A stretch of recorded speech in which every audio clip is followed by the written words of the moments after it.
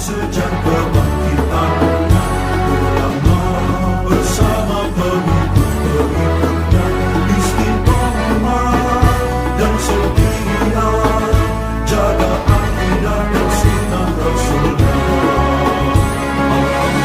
Alhamdulillah segala puji baginya ulama bersama pengikut-pengikutnya istiqomah dan setia menjaga agama Nusa dan bangsa. Mari kuatkan niat kita, kita bulatkan tekad kita, terus lanjutkan amal kita, mengembangkan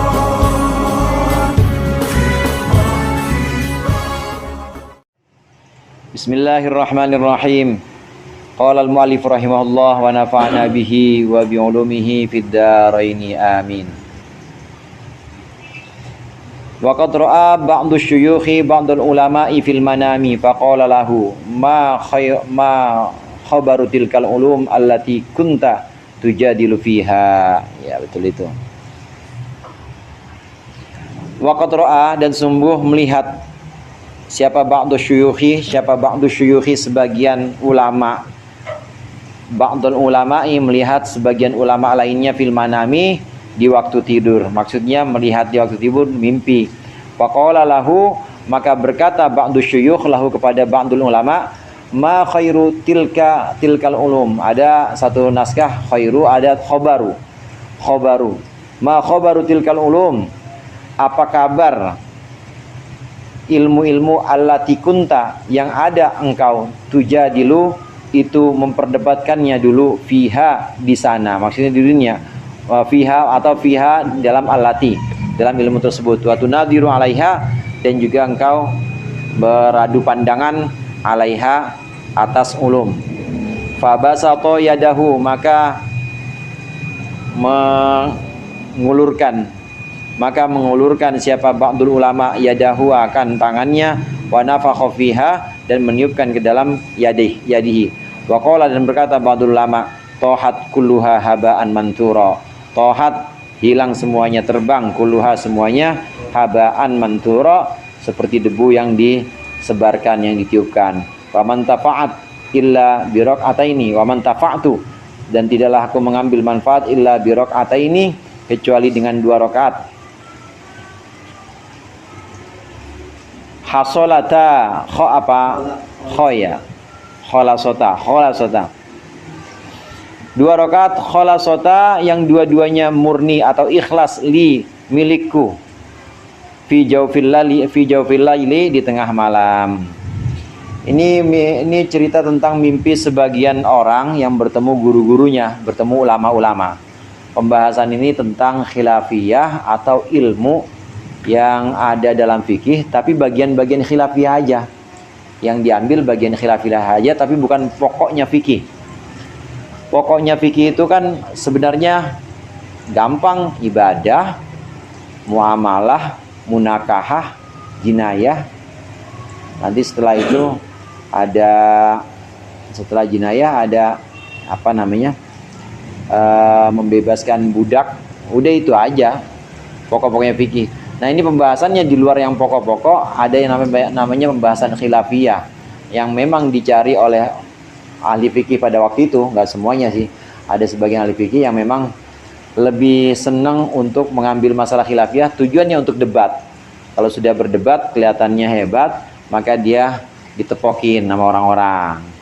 Zaman dulu pakai siul ya, piu gitu misalnya, cewek pada tepok. Ya kayak inilah, kayak debatnya orang-orang ahli logika misalnya, yang menyerang musuhnya. Biasanya di TV-TV kan ada tuh yang begitu. Siapa yang terkenal itu? Iya begitu.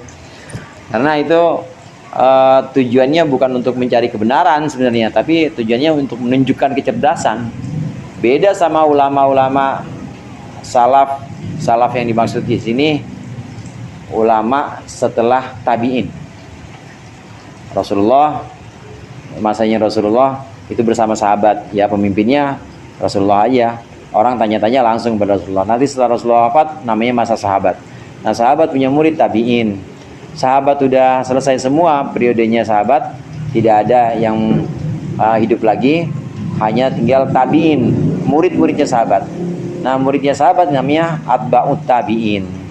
Atba'ut tabi'in. Atba'ut tabi'in inilah yang disebut dengan salaf.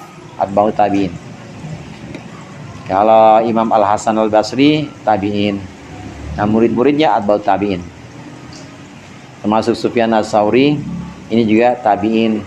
Murid-muridnya atba'ut tabi'in. Ulama-ulama ini atba'ut tabi'in yang disebut dengan salaf, ulama murid-muridnya tabi'in. Inilah ulama-ulama yang punya sunnah atau punya tradisi-tradisi yang sebenarnya Rasulullah nggak ngajarkan. Sahabat juga belum pernah ada pada masanya, tapi beliau menciptakannya, beliau menganggapnya boleh, ya menganggapnya boleh. Imam Malik contohnya. Imam Malik termasuk atba'ut tabi'in salaf. Kalau Imam Syafi'i malah ngaku saya bukan salaf. Saya ini orang setelah salaf yang sangat jauh keutamaan saya dibanding orang salaf. Saya ini bukan salaf, kata Imam Syafi'i. Sekarang salaf jadi rebutan, kembali kepada makanya dinamain salafi.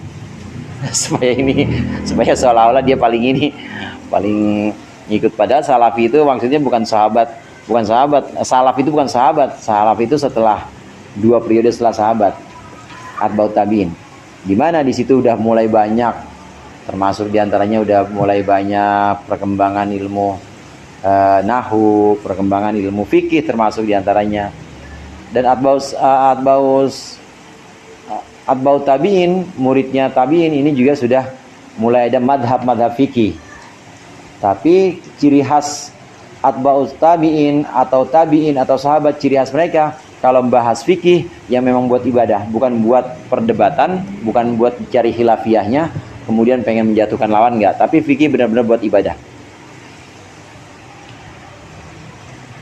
Nah, ada masa di mana para ulama pada waktu itu mengambil khilafiyah atau perbedaan fikih hanya untuk perdebatan, supaya dilihat dan dipandang orang dan bisa menjatuhkan lawannya.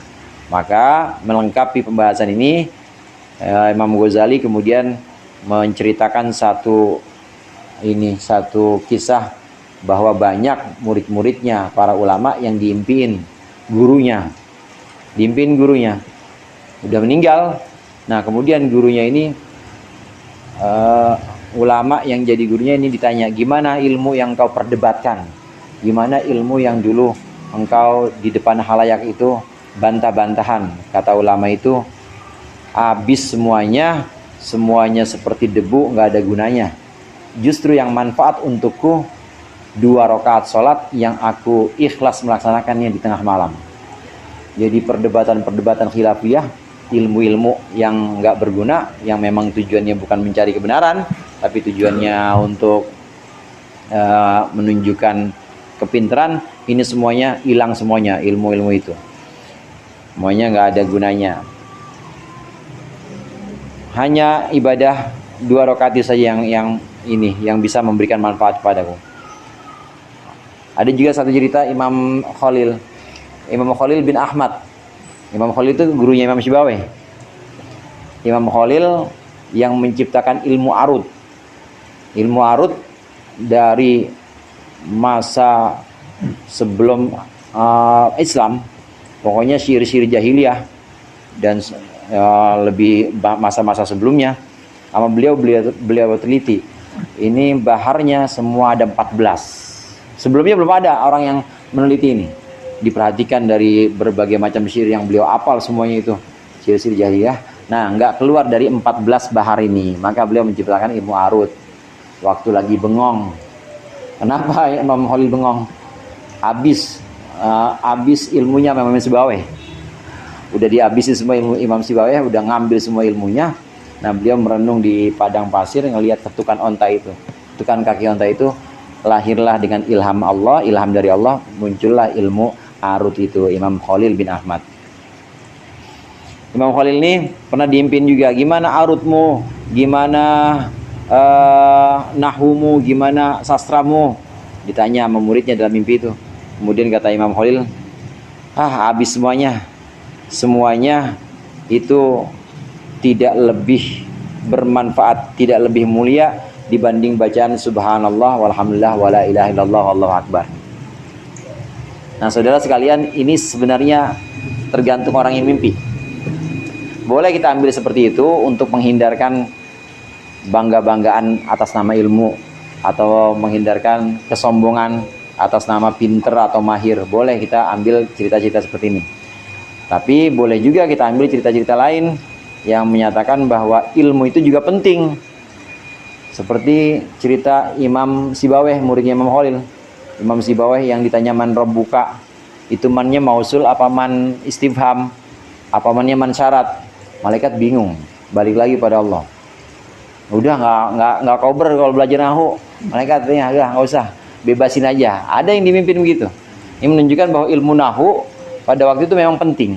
Dan yang ngimpi memang pada waktu itu orang yang mendedikasikan dirinya, muridnya Imam Sibaweh, untuk nahwu dan memang untuk kemaslahatan Islam, bukan untuk debat. Titik tekannya di sini adalah menghindarkan perdebatan, pertengkaran yang cuma untuk kebanggaan, bukan untuk mencari kebenaran, tapi debat untuk mencari kebanggaan, untuk menjatuhkan lawan, menghindarkan itu semua.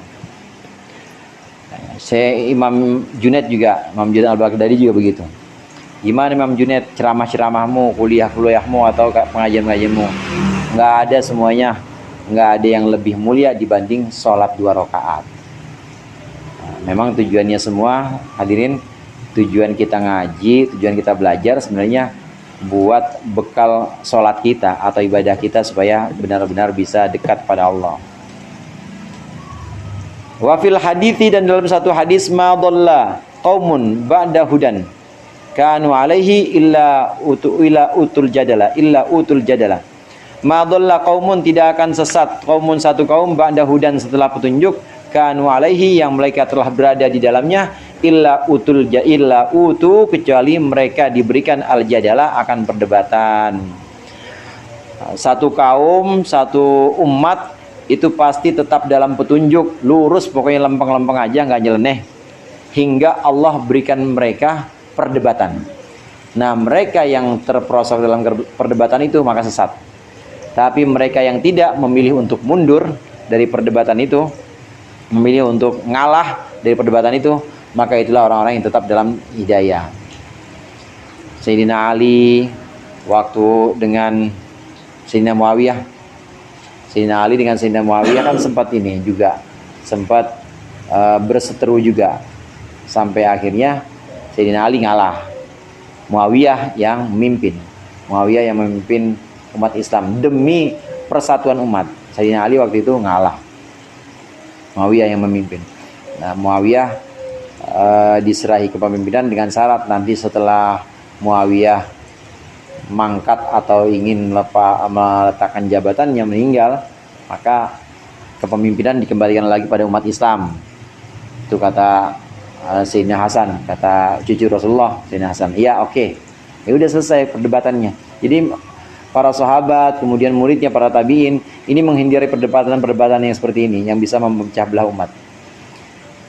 Nah, boleh berdebat, tapi namanya bukan jadal, namanya mudzakarah, munadharah. Kalau mudzakarah itu saling menuturkan ilmu yang dia punya, referensi segala macam dituturkan, disebutkan pada orang lain, mudzakarah. Kalau munadharah, saling bertukar pandangan, munadharah. Menurut saya, pandangan saya, munadharah. Nah, tapi kalau jadal enggak, jadal itu al-mukhasamah wal muqawamah. Ya. Jadal itu al-mukhasamah wal muqawamah ala sabil khasmi. Yang namanya jadal itu adalah pertengkaran dan juga adu argumen, tapi emang atas dasar permusuhan, bukan atas dasar mencari kebenaran, tapi emang dia udah gedek sama lawan bicaranya, pengen dijatuhin aja depan orang banyak. Nah, kalau munadharah, munaqashah, musyawarah boleh. Musyawarah seperti yang ada di tradisi NU Bahatul Masail. Itu kan memang lagi nyari hukum yang sebenarnya itu apa? Kalau Bahatul Masail. Apa hukumnya kosmetik yang pakai zat pewarna tapi dibuat dari binatang kecil-kecil, binatang yang sifatnya ini ya kecil tapi ada darahnya. Nah, itu yang seperti itu Bahatul Masail tuh. Untuk mencari kebenaran, memang mencari kebenaran apa hukum, status hukumnya. Nah, yang seperti itu diperbolehkan. Tapi kalau bukan untuk mencari kebenaran, untuk menjatuhkan lawan, untuk meraih simpatisan penontonnya, nggak boleh. Sabda Rasulullah, satu umat, satu kaum tetap akan berada dalam jalan yang benar kecuali mereka diberikan perdebatan atau jadal dan mereka hanyut dalam perdebatan itu. Tsumma qara'a, kemudian Rasulullah membaca ayat ma darabuhu jadala balhum qaumun khasimun. Mereka tidaklah membuatnya jadala sebagai perdebatan, balhum qaumun khasimun, tetapi mereka orang-orang yang tidak mendapat petunjuk itu, qaumun khasimun, adalah kaum yang suka bertengkar. Wa fil hadits, dan dalam satu hadis, fi makna qaulihi ta'ala, dalam makna firman Allah, fa ammal ladzina fi qulubihim zaigun, adapun orang-orang yang dalam hatinya itu ada kesesatan, al-ayata, teruskanlah ayat tersebut. Yang dimaksud dengan orang yang hatinya ada kesesatan, hum ahlul jadali, mereka adalah ahlul jadal, ahli debat yang bukan untuk kebenaran tapi untuk ketenaran. Alladzina anahumullah, yang dimaksudkan oleh Allah biqaulihi ta'ala, dengan firman Allah Ta'ala, fahdharhum, maka jauhilah mereka, hati-hati, jauhi orang-orang ulama-ulama yang tujuannya, atau orang-orang pinter, cendekiawan yang tujuannya hanya untuk bermusuhan dan menjatuhkan lawan bicaranya. Yang seperti ini jauhkan saja, karena sesat yang seperti ini bisa membuat kita meleset dari hidayah. Wallahu a'lam bishawab. Al-Fatihah.